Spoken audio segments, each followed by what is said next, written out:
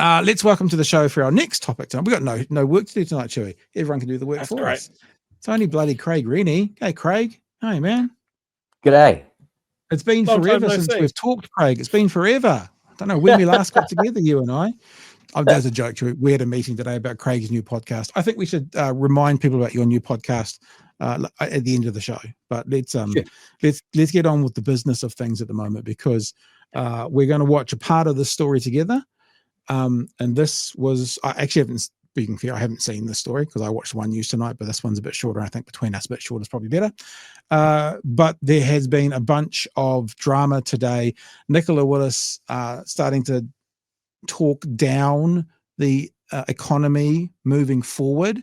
And there is a link to the Trump tariffs. This is probably what we want to talk to Craig about. How much is to do with the tariffs? How much is it to do with emptying the coffers with tax cuts and landlord money being thrown away? Like, didn't keep anything for a rainy day. It's fucking raining. It's fucking raining. But we'll get onto that towards the end. We'll just play a little bit of this through and get the gist of the story.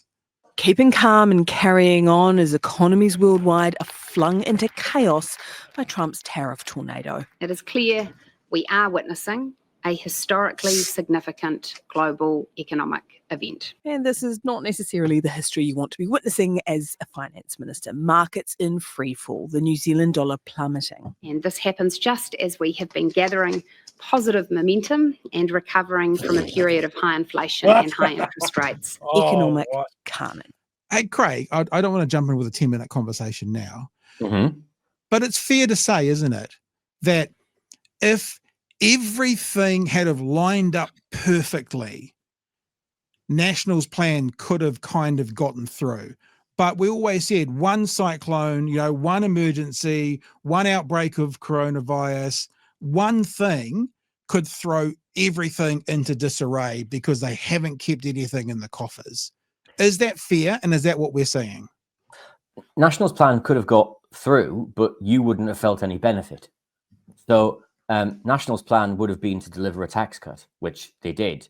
National's plan would have been to essentially use cuts to the public services to pay for that tax cut, which they did. To them, their plan was working. They didn't have a plan for you, Pat, or for you, Chewie, about actually making you better off, because that's not what they care about.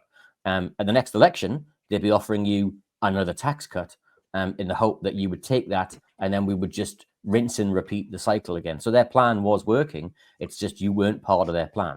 Well, and now their plan was working for, let's say, the top 10 or 20%, but those are also the people who more often than not own things like shares and investments. And now this is now not working for them. And certainly we're seeing that. And certainly we're seeing that in the US, where even some of Donald Trump's strongest supporters are now coming out and saying, hang on, perhaps we've made a mistake.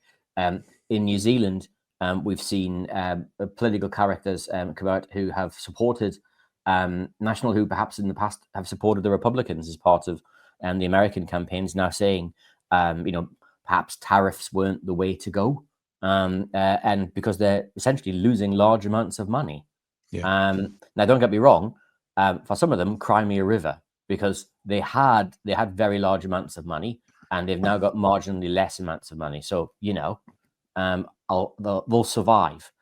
The challenge will come 3, 6, 12 months from now, when that filters through to the real economy and we start seeing unemployment and we start seeing other challenges, because that money has essentially just disappeared. Yeah. All right. Let's keep going to the story. Put simply, the past week's global developments make our recovery harder. Not what our old boss, former Prime Minister John Key, predicted before Trump's election. Remember, we played that, Chewie? We played the things that John Key said, and he was saying he would vote for Key. He'd be better for the economy, yada, yada, yada, yada. I think he's better for the economy. Was he right? I think that John Key was a great Prime Minister. But like many great people, that doesn't mean he gets everything right. The government engaging crisis leader mode. This week, we have seen a profound shift in the global economic landscape. The Prime Minister reading from a prepared statement, then repeating it in front of the flags for his social audience. Yes, we're entering choppy waters, but we Step into that from a very strong base. In short, New Zealand's best days actually lie ahead of us. Finance Minister summoned media to her office for an economic briefing. This is not a time to dramatically change direction. 7th floor, Craig? 7th floor, are we right? 7.6, yep. 7.6, all right, just checking. It is a time to stay the course. But attempting to reassure New Zealanders that carnage is not the only outcome. In some cases, it is possible this will provide New Zealand exporters with a comparative advantage. It could also lead to falling prices for some of the products we import. The Prime Minister defining himself as the poster boy for free trade. And so my commitment is that my government and I will be the biggest advocates for free trade on the world stage. As the government seeks to project an image of having the situation in hand. The world is changing. The government's focus on lifting the performance of the economy has not. We are aware. We are prepared. We've got this. The opposition is not convinced. Trust us, we've got this. Is not an economic strategy. In fact, wasn't it a Jacinda Ardern slogan, just quietly? Yep. Wasn't it literally the Jacinda Ardern, be kind, we've got this? Yep. And didn't they laugh and mock and, go, oh, be kind, we've got this, really? Okay, let's just hear it again. Economy has not. We are aware. We are prepared. We've got this. The opposition is not convinced. Trust us, we've got this. Is not an economic strategy. I think New Zealanders are rightly quite worried about what's happening around the world at the moment. Willis is due to deliver her second budget in 6 weeks and is confident the government will not need to alter it. We are sticking to the fiscal strategy. We have confidence we can stick to the operating allowances that we've previously communicated and that our intention to return to surplus in 27-28 remains the right one. Was there any consideration given to changing that operating allowance? Well, I've always said that the operating allowance is a ceiling, not a floor. So we won't exceed the operating allowance. But as market volatility reigns supreme, the only certainty seems to be uncertainty.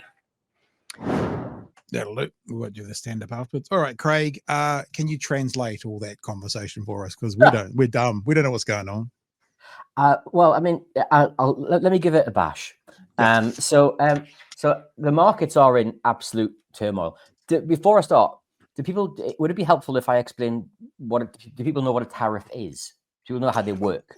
Well, we have explained it, but we're a couple of rodeo clowns from Dunedin. So why don't you give it to us again in case anyone out there, or if we got it wrong, Greg? Oh, probably not. So a tariff is just a tax on any physical good that comes into a country. So normally you don't see tariffs on services. So if you go to the bank and use a financial service, there usually isn't a tariff on that. It's usually on a something you can see and feel that comes into a country. Oil.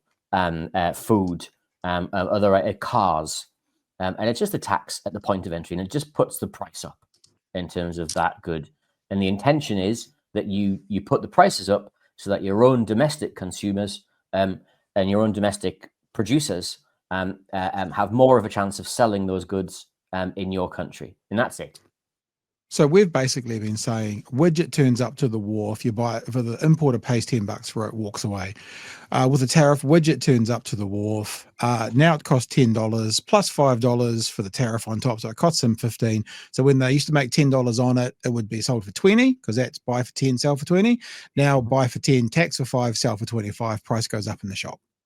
Yeah, or if you're working on a ratio or a percentage, it actually goes up more. Because your profit margin may well be a percentage. And so if it goes up by $10, then it's essentially your profit margin goes up by $10. So it could be even more than that. So if you're making 100% on $10, then if it's now $15 and you still want the 100%, it's $15 more. Correct. So it'd be 30. Yeah, right. Wow. So, okay.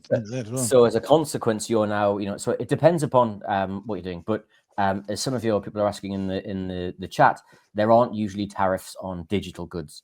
There aren't usually tariffs on things you can't see and feel, because there's no way of actually being able to mark the transaction or being able to physically tax the good on the way through.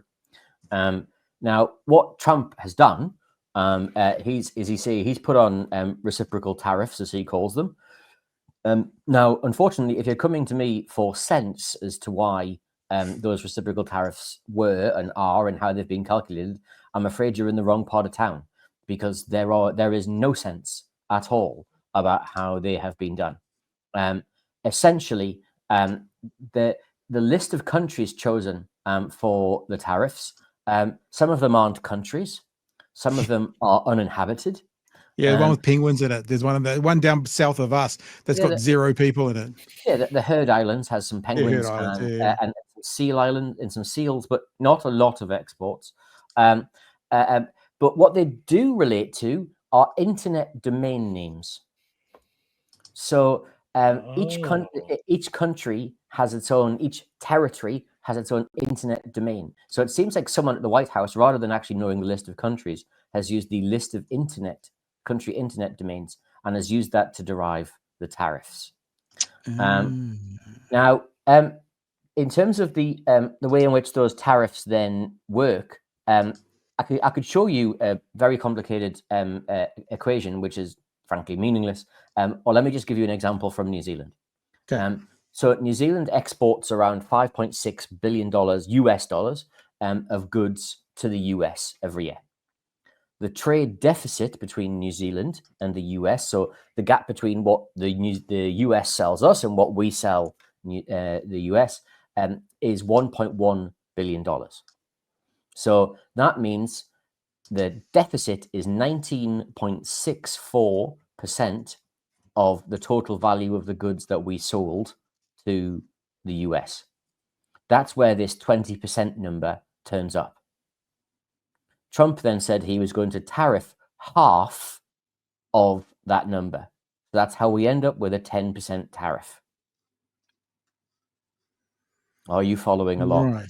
Yeah, well, I'm understanding what you're saying, but it's hard to fathom. Yeah, because it's an utterly meaningless calculation. Yeah. So let's, for example, assume you decided to buy a Holden that was made in Australia. Yep. Yep. Now, that trade deficit is now dollars from New Zealand going to Australia. Yeah. But many of the parts for that Holden, because it's a General Motors vehicle, are made in the US and shipped to Australia. So Australia now has a negative trade deficit with the US, but we're buying those parts made in Australia. So we're basically buying them from the US. Can you see how now meaningless the trade deficits are? Because many of the goods that are purchased around the world are actually component parts made up of lots of transactions around the world. Yeah. So the raw trade deficit is a fairly pointless number. And before I think there's no tariffs on Mexico and Canada. I think that's the case. But before they were doing that, the point that some people were making was a vehicle built in the US crosses those borders 7 times before it gets sold in the US. And that would have to be tariff. So, yeah. And we had this in the UK during Brexit, where there were car plants in the UK that were taking part-assembled vehicles from Europe, putting motors in, putting different parts in, and then sending them back to Europe or, backwards and forwards. And at each point in time, we had to sign paperwork and documentation, and it slowed trade right down. Yeah. So the total value of all of the exports that we give to the US in New Zealand dollars is about $9 billion. And so that you're looking at about $900 million in new taxes on those exports. The other thing that they did, and I'm not going to play it because it'll get us not kicked off YouTube, but demonetized and stuff, is last week Tonight did a very good piece on it where they showed the board that Trump was holding up and how they worked out the tariffs to be utter nonsense. Like you were saying, the exports might, and so someone actually worked out what the formula was. And then when the White House was challenged on it, they said, no, this is the formula for working it out.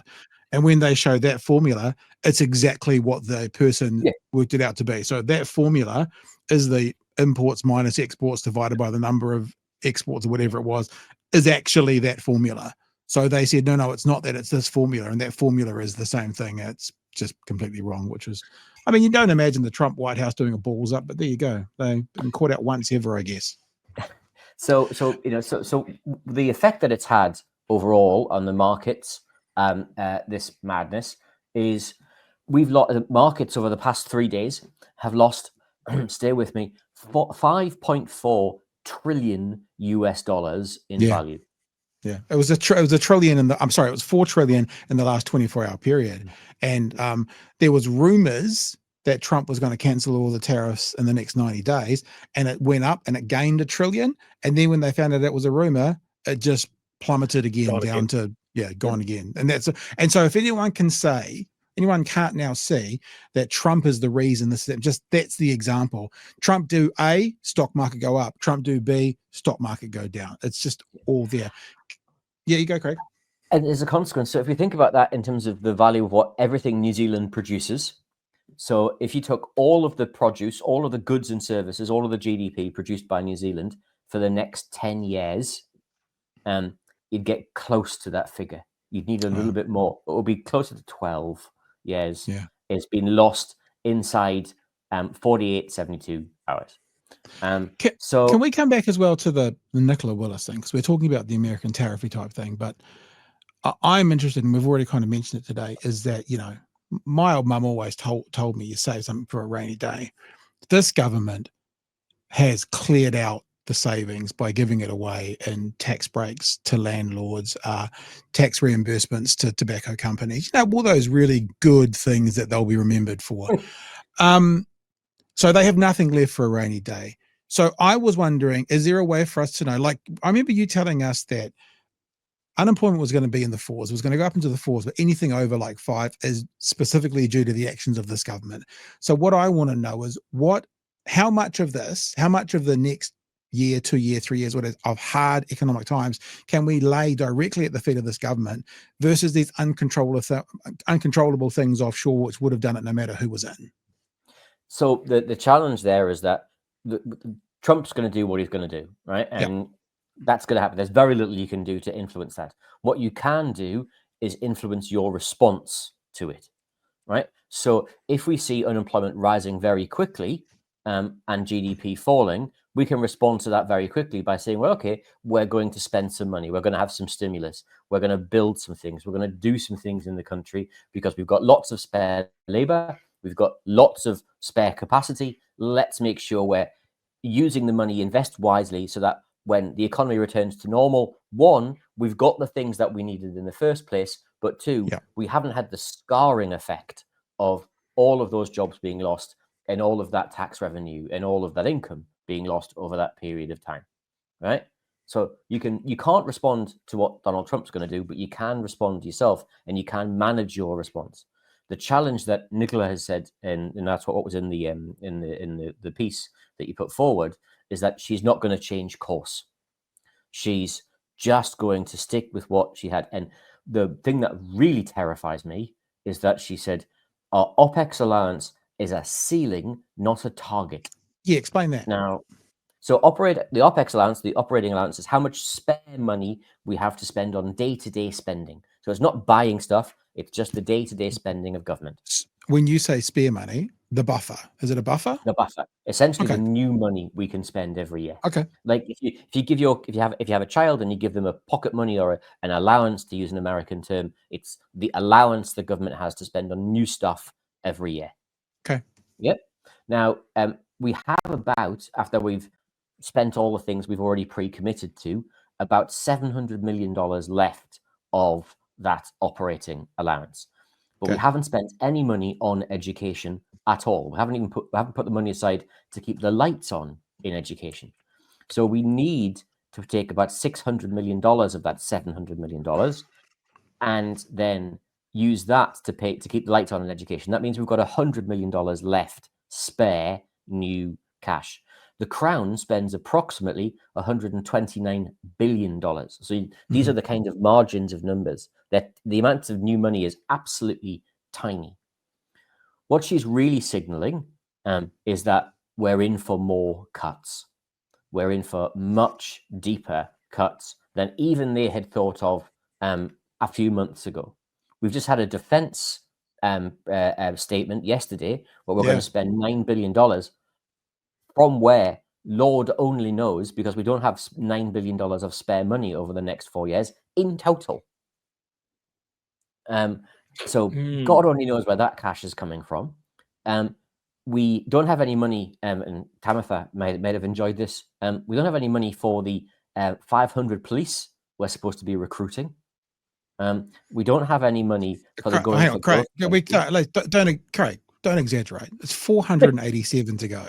It's not 500 makes it sound like it's unachievable. There's 487 to go in the next 9 months. That's at least we try and be accurate on the show, Craig. You should know that. I feel confident. I'm buoyed by your confidence there, perhaps. But I fear we may be some way off what Mark Mitchell used to refer to as an iron target, but now refers to as an what did he call it? It was an ambitious target, or it was it was aspirational. Aspirational was his word, which is great.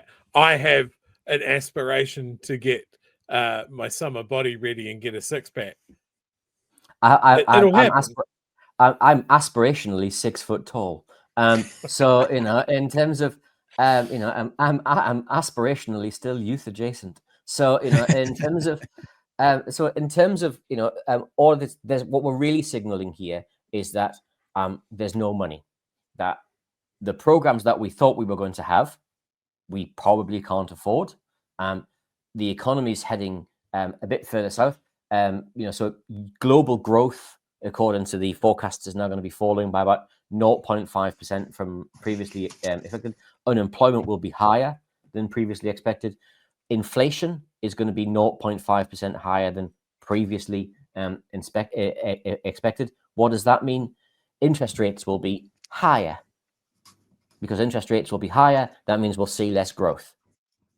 And so things will get tougher and tougher and tougher. And that's the real challenge. But Craig, surely having a great economic mind like Nicola Willis basically say, damn the torpedoes, I'm not changing course for any reason.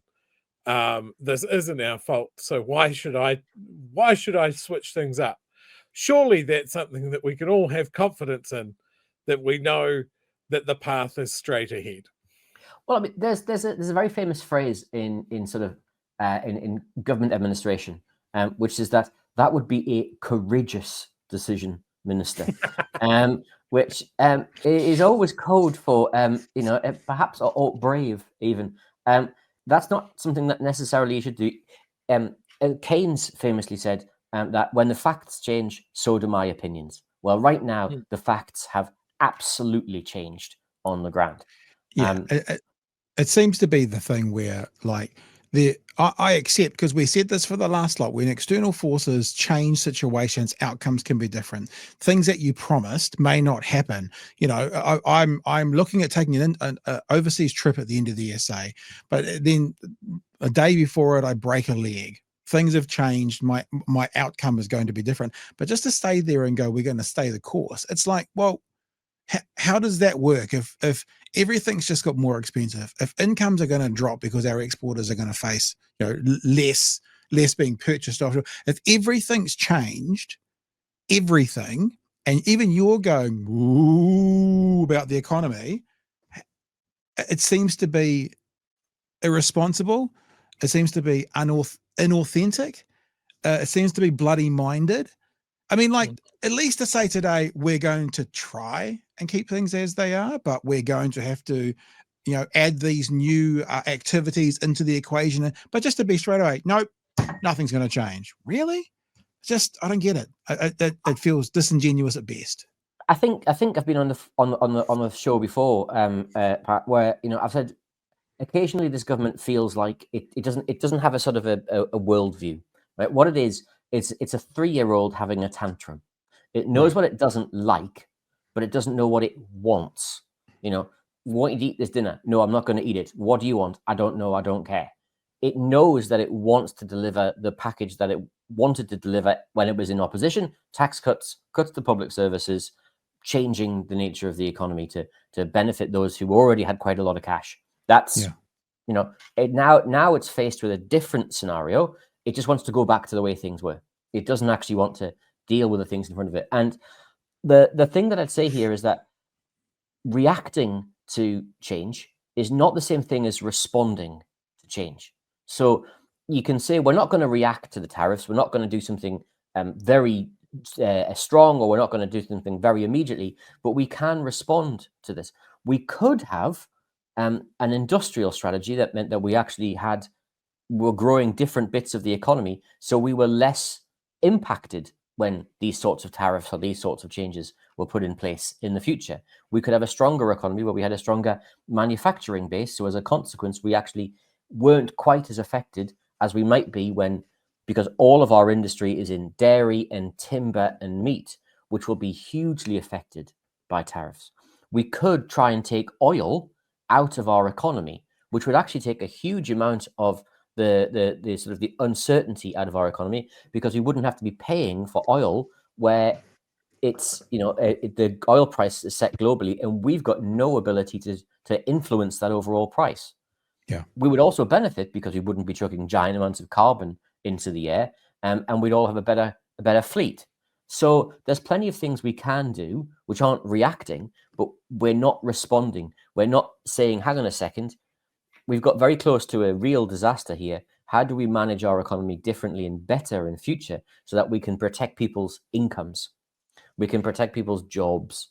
We can make sure our economy doesn't move about quite as much, in much the same way as I'm sat here in Wellington, and many of the buildings around here are earthquake prone, and we fixed them so that if there is an earthquake, they don't move about as much. That's essentially the job that we should be doing in the economy in New Zealand. Hey, Craig, it's always lovely to have you on. Why don't we just tell the whānau who have been living under a hole, in a hole, under a rock, mix those two things together, about the brand new podcast. And let me just tell you, whānau, starting in April. We won't give you a definite date yet. We're still working on a few things. Locked Out with Craig Renney are going to be here on this platform. It's going to be on, in fact, I made the Spotify account for it today, Craig. So we're getting it all ready to go out. So sooner rather than later, whānau. Tell us, Craig, what you want to do with this podcast. What is the objective of your brand spanking new podcast? What's it going to be about? Well, it's just shameless self-promotion, really, Pat. But beyond that, it's really about looking at the numbers that are out there in the world that get told to us as either being true or important, and saying, actually, does that make sense? Where does that number come from? Does it mean anything? Does that statement, does that economic story hold any truth? So, for example, when you all get told that we're going to solve supermarket competition by getting rid of one supplier or breaking one supplier, is that actually going to make anything cheaper here? When we get told that actually energy prices should come down, well, what's been the story for energy prices in New Zealand over the past 10 years, and why should we care? When we look, for example, at GDP numbers that come out, or unemployment numbers that come out, and we keep being told there's green shoots and things are getting better. Really? For who? And why?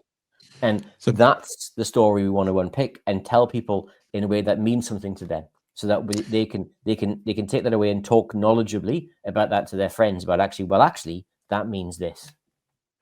I joke around saying it's you're going to be nerding out with numbers, aren't you? Basically. Oh, mate, it's the best. But importantly,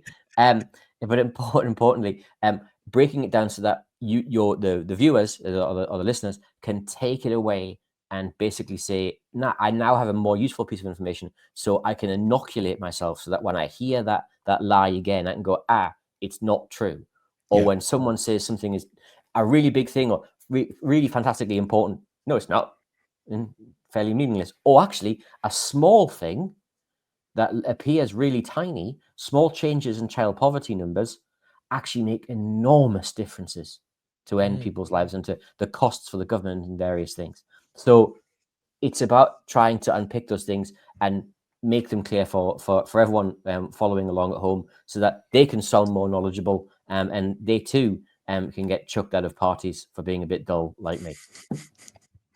Thanks for joining us tonight, Craig. It's been a pleasure as always, and thank you for giving those updates, as scary as they sort of are overall, but best to have the knowledge and know what's happening. I have one small favour to ask, perhaps, just before I disappear. I'd like to come on in the future to talk about something nice, because I've realised the past 3-4 times I've come onto this show, I've been delivering essentially bad news. Right. Oh yes. Sorry, that's not our market. Yeah. maybe maybe you need to have a close, personal, intimate conversation with Nicola Willis, and because if she keeps feeding us bad stuff to talk about, what are we to do? Have you got a dog, Craig? We talk about dogs. Do you have a dog? I don't have a cat. As has been previously disclosed. We don't do cats on this. No, we don't do cats. That's 2 strikes, Craig. You're on thin ground. EVs. we talk about EVs quite a bit. You got an EV? Driving an EV? No, I have a Subaru. I'm the proud owner of a 2018 Subaru. So 3 strikes. Wow. You're out. You're out. All right, Craig. Talk to you soon. Thanks, dude. Bye.